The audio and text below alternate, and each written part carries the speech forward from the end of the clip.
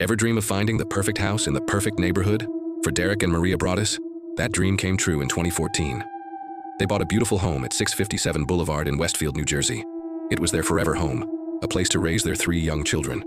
They started renovations, excited to begin their new life. But just 3 days after closing the deal, a strange letter arrived. It was addressed to the new owner. The author introduced themselves as The Watcher, claiming their family had been watching the house for generations. The letter was chilling. It asked if the new family had found what is in the walls yet, and mentioned the previous owners used to let their children play in the basement. But the most terrifying part was the direct reference to the Broaddus' children. The letter read, "I am pleased to know your names now, and the name of the young blood you have brought to me. Will the young blood play in the basement, or are they too afraid to go down there alone? I would be very afraid if I were them. It is far away from the rest of the house. If you were upstairs, you would never hear them scream." Imagine the sheer terror of reading those words. Who was this person? What did they want? More letters followed, each one more specific and menacing.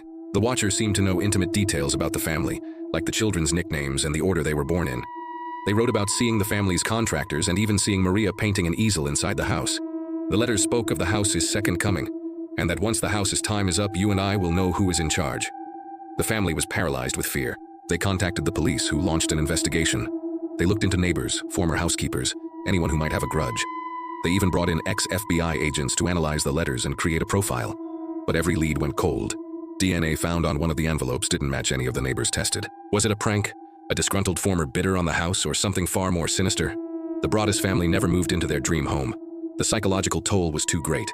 How could they ever feel safe knowing someone was out there, watching their every move, obsessed with their children?